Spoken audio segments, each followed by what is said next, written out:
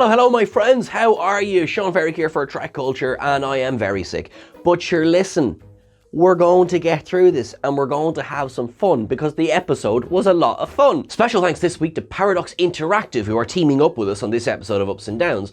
I'm told one Duncan Rillick may be along a little bit later to discuss their new game, Star Trek Infinite.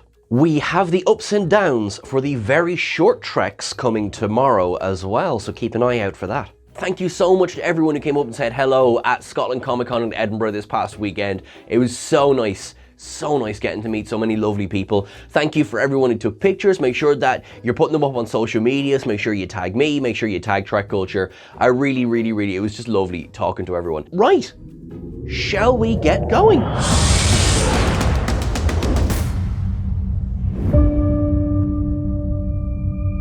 So, it's episode 7 of season 4 of Lower Decks. This is just flying by. And the episode, of course, is called A Few Badgeys More, which sees the return of Badgey. Badgey's one of those funny characters. If you had put on paper, oh yeah, no, it's a holographic Starfleet Delta and it's gonna go homicidal, I would have been like, sounds like a very short trek. But actually, I really like him. I've liked Badgey since the beginning, and I really like Badgey in this episode. It's not 100% perfect. Unfortunately, I do have a couple of downs for this episode, but it was great to see him back, and we get a bit of a resolution to this story as well. We see that the Drukmani salvaged Badgey via Rutherford's headpiece in the Callus system, and then it's vaguely implied for a few minutes that we see, first of all, up to a Boimler vessel. God, I haven't heard from them in a while.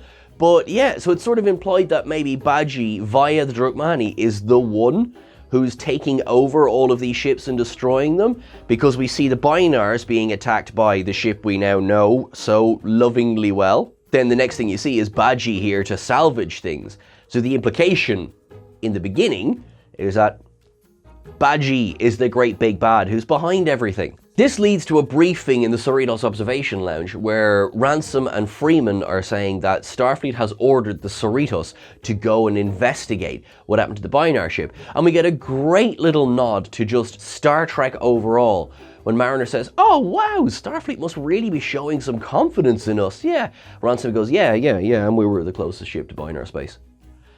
That's an up for me because how many episodes of both the original series and the Next Generation saw our hero ship in the thick of the action because it was the only ship in the quadrant. That's really said quite a lot. Like, it's quite funny. As we've understood the Star Trek interpretation of space, that gets funnier and funnier every time I hear it. The ship will be heading toward Boimler space, but Boimler and Tendi won't be joining them. Tendi, first of all, has been ordered to report to Daystrom Station back on Earth because Peanut Hamper, automatic down, I stand by it. I hate Peanut Hamper as a character. I'm so sorry. It's not against the performance or anything like that, but anyway, Tendi has been ordered to go and basically attend Peanut Hamper's parole hearing. That Peanut Hamper has been rehabilitated and is to be released. As Tendi comments, she's not even been in there for very long, so that's either a really good sign or she's playing the system. Speaking of, Boimler has also been ordered to go back to Daystrom Institute because, as Ransom says, in a extremely suspicious case of timing, Agamus is saying he knows something about the Boimlers. That is correct. We get the return of Agamus. I love Agamus. I really don't like Peanut Hamper. Anyway, right, yes, move on, Seán. Then we cut to Daystrom Institute itself, and we see what I think is just really funny. You see, like, group therapy for these megalomaniacal, for these evil computer systems. And you see them working through therapy, which I think is hilarious. But the fun one is when it kind of cuts to an overhead and you see that these boxes are playing basketball or lifting weights. Of course, they're completely stationary before we get to Peanut Hamper and Agamus in their little garden. That whole thing is just a whopper of an up for me. I loved this depiction of the prison of Daystrom Institute. And then, yes, we get an interaction between Agamus and Peanut Hamper. They have become something of friends while they're in Daystrom Station. I say something of, it's quite a good friendship, at least on one side. And as a pairing, I quite like Agamus and Peanut Hamper. Because it's funny because you have Agamus is very human, of course, in the wonderful, I mean, of course I'm giving Jeffrey Combs an up, are you kidding me? But you get a very human performance in Agamus because you get crazy dictator type robot, but then you also get someone who's just delighted to have a friend in the form of Peanut Hamper. Peanut Hamper is obviously a bit more consistent in she is what she is. And you know, kind of he says, oh, that would be totes ridic. And she's like, oh, I would say that. I did enjoy that. I did enjoy all of that. And the big reveal that Agamus can finally change his light blue up. My friends, before we go on, Duncan Rillick is here with another exciting find. Hi, I'm Duncan Rillick and I like to collect relics from before the burn. On my expeditions, I like to look for trinkets of admirals past, but I often wondered what it's like to command a fleet of my own. Well, thanks to Paradox Interactive's Star Trek Infinite, I now know exactly how. It's the perfect real-time strategy game that you can play between expedition to expedition. I was having the crud kicked out of me by the Cardassians, so I decided to abandon my Starfleet ideals and join them. If you can't beat them, join them. No relation. But before I waged war with the Federation, I visited the eyesore that is Cardassia Prime, back when they were fascists and not presidential material. No relation. This game's a relic. And remember, if it's a relic, it's gotta be by relic. No relation. Thank you very much, Duncan, for that. There will be a special article version of Ups and Downs for Star Trek Infinite that will be released on whatculture.com by our wonderful writer, Clive Burrell. You can check that out, which may be live by the time that this is released. The Cerritos arrives at the nebula where the Boimler ship was lost, and they are very surprised to be greeted by a Drukmani starship.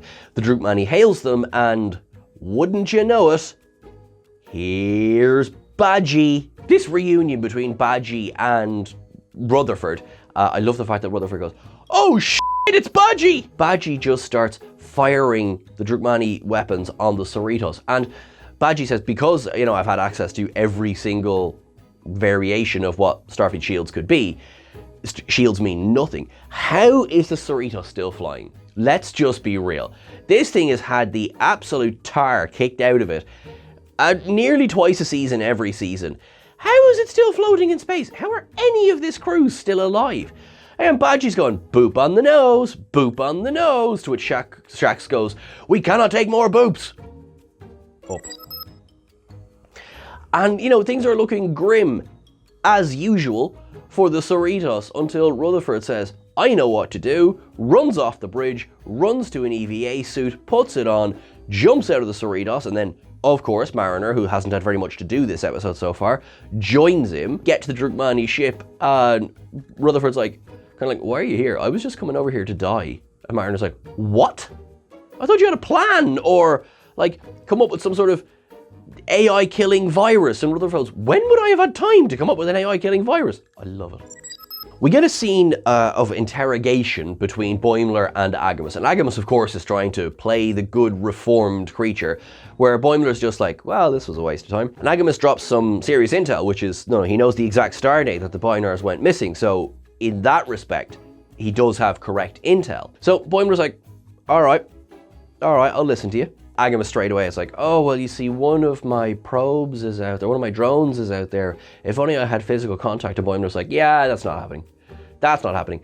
I mean, of course it is what is going to happen. That's just how these things work. That's just setting up the fact that Agamus is going to get out of Daystrom Institute.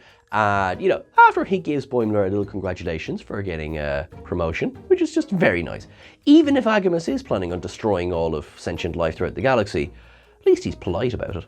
This leads to Tendi, who has attended Peanut Hamper's rehabilitation meeting and said, no, actually her speech was very touching. And Boimler and Agamus flying away in a shuttle from Earth, and then shocking absolutely nobody, Agamus releases a couple of drones, takes over the shuttle, and flies off to the pre-arranged planet where he's going to meet Peanut Hamper on the beach. This cuts to probably one of my favorite moments of the episode. The shuttle has landed, Agamus is sitting on the beach, but Boimler and Tendi are effectively just playing with the sand. Tendi's like, this stuff is great. We don't have any of this on Orion. We just have these little sharp stones. One might say that part of the thing she loves about sand is how it's coarse and rough and it gets everywhere. So she's there building a sandcastle, and Boimler's like, oh yeah, listen, I can get us out of this in like 5 minutes, but I do need that intel for Captain Freeman. And so he's sort of trying to both play Agamus while also kind of playing along, and yeah, it's a bit like, I like how much there is zero chance of threat in this entire storyline. On the Drukmani ship, Badgey is sort of having a bit of a standoff when it comes to Rutherford and Mariner, and the Drukmani themselves are, basically think of them as drones, that Badgey's assimilated them. And Badgey's very much in control, and Badgey can do whatever he wants, so Rutherford gives him a hug. Rutherford basically shows him the affection that, in a way, we know Badgey's been craving. And look, it is not an original plot, it is not something that's even, you know, vaguely out there, and that's fine. You do also have the challenge of, how on earth do you wrap up this story? The problem is that it doesn't exactly go to plan, because Badgey then splits in half. You have Badgey and Goodgey, and Badgey is planning on ripping out the spines of Rutherford and Mariner, while Goodgey recommends that they should probably run. There is another split as well, which gives us Logicy, and that's, I do like, so first of all I want to say, I like the splitting of the characters, I do, and I do like how this storyline plays out. I do have to just address, it's another case of reusing plot lines, because when you see Logicy and Badgey chatting it out, or even Goodgey and Badgey, you know, all I can think of is Data and Lore in Picard Season 3. Yeah, so it's because, you know, we've made the point before of how reusing plot lines, particularly when they're all kind of the same production timeline, is a bit frustrating, and we do get that here.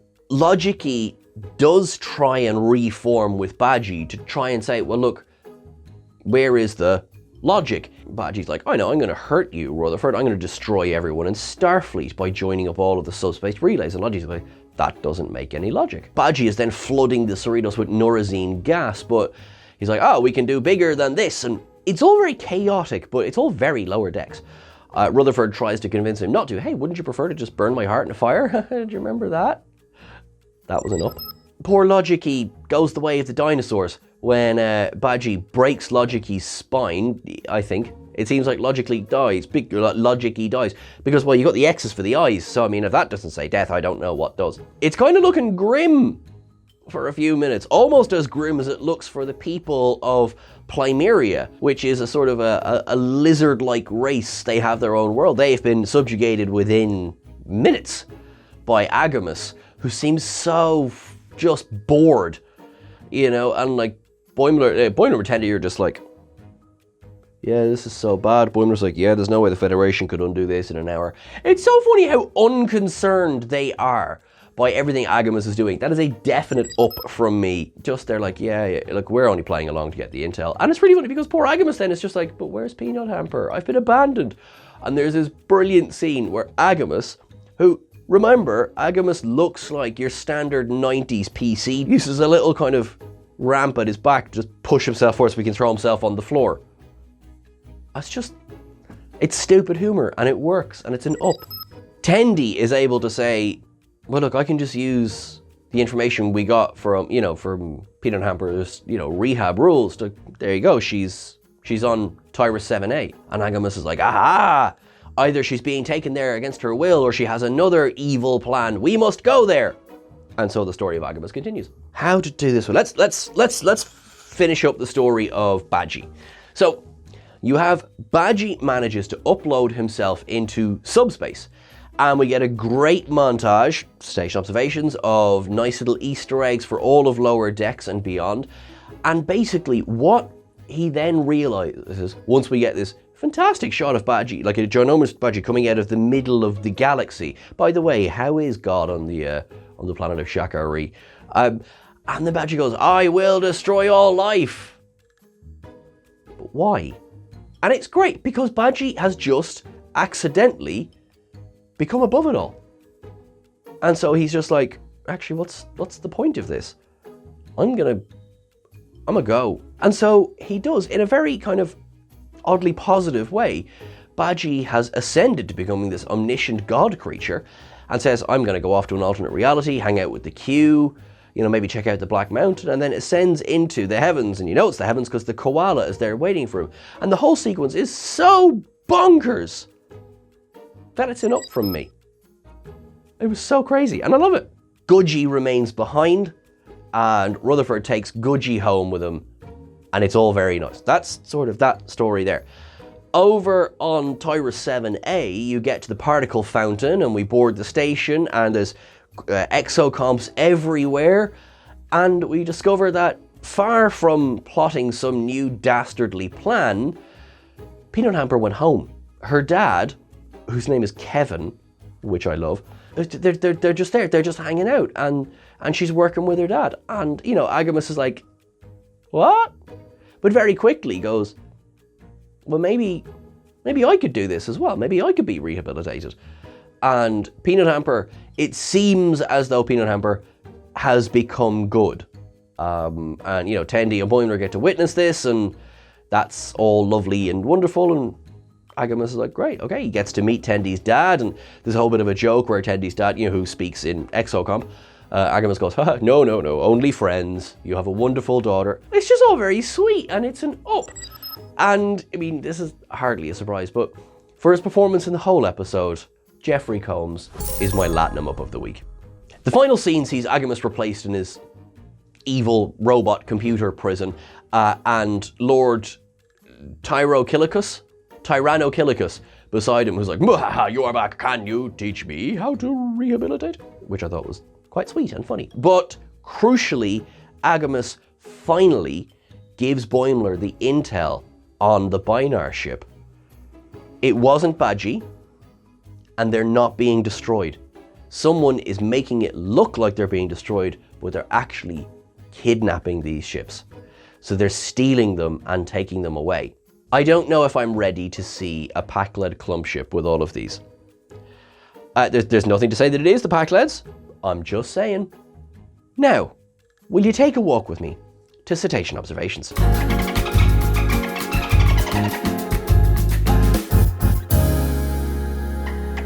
Now, we have a few nice fun ones this week with the Callus system, which is where the final episode of season 1 took place. Rutherford's headpiece, of course, which was ripped off by Shax in that scene. We have the return of Badgey and the Drukmani, of course.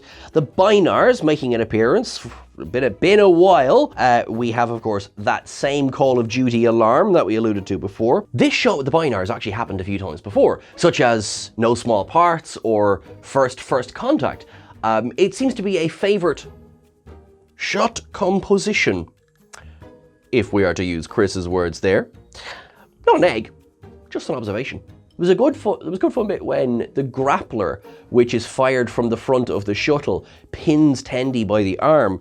Might be a reach, but reminded me very much of the episode Message in a Bottle from Stargate SG-1. Rutherford is very frustrated with himself and goes, grapplers are stupid. But then both Boimler and Mariner are like, grapplers aren't stupid. Yeah, grapplers are sick. And if that's not a reference to a certain Noonian Sing on Strange New Worlds, I don't know what is. The whole reference to the fact it's the closest ship to Binar space. Half the plots of the original series were because the Enterprise was the only ship there. Peanut Hamper's back, yay. The Daystrom Institute is making another appearance as it appeared in Star Trek Picard. The Agamus drones, which remind me very much of those drone weapons platforms from the Arsenal of Freedom. The interrogation room, where Agamus and Boimler have their meeting, is very like the interrogation room from The Dark Knight. Yeah, I can watch other things, yeah. Hollow emitters throughout the Drukmani ship, and if you look at them, they're very evocative of the EMH's hollow emitter from Star Trek Voyager. Tendi loves sand, it's coarse, rough, and gets everywhere. I think we all know what that's a reference to. So, sorry, I realize she didn't say those words. I am just putting that on this scene. The Cerritos, the fact that it's still flying, it's like a rite of passage. Every year, we have to kick the crap out of the Cerritos. And my God, they did it today. Neurazine gas is flooded throughout the ship. Then what we have is Tyrus 7A. So Tyrus 7A is a moon in the Tyrus system. That appeared in the episode The Quality of Life. And the Tyrus 7A, the orbital particle fountain, was a project that inspired the creation of the exocomps themselves. So this is actually a deep cut right back to the first episode the exocomps appeared in. We have Logicky versus Badgey, Data versus Lore, Try to Burn My Heart in a Fire, of course a lovely reference to Admiral Buenamigo and the entire project behind the Texas-class ships. As Badgey is ascending, we see subspace relays, we see the USS Vancouver, we see stellar cartography, we see the Vulcan ship. He talks about LCARs, isolinear ships. We see the starbase that we saw in Embarrassment and Dupplers. We see 2 Daedalus class ships, 2 Andorian fighters, 2 Parliament class ships, 1 ship that looks like a sort of version of an Intrepid class. We see 1 Maquis Raider. We see DS9 taken up, and of course the lower deck space dock as well. Talks about going to an alternate universe to hang out with the Q Continuum or check out the Black Mountain, and there's the koala waiting for him. The CBS bot is trapped where Agamas is arrested at the end, and Gudgie's being kept as an AI system. Let's not forget, of course, the Tucker tubes, which appeared in the original episode, The Quality of Life as well, are very much present on the Tyrus 7A station.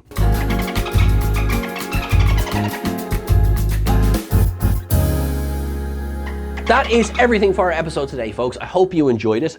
Sorry if my kind of nasally sound was a bit annoying. Hopefully I'll be fighting fit for next week. Thank you so much again to Paradox Interactive for their support this week as well. Make sure you check out Star Trek Infinite. What did you think? Let us know in the comments below. Let us know over on the various socials. We're on Twitter at TrekCulture. We're on Blue Sky at TrekCulture. We're on Instagram at TrekCultureYT. Our podcast drops every Tuesday, so make sure that you check that out. We also have an interview with the incredible Rick Sternbach, who designed such things as, USS Voyager. That is on our YouTube page as well. Definitely check that out. That was a serious pleasure getting to chat to him. Folks, look after yourselves until I'm talking to you again. Make sure that you live long and prosper.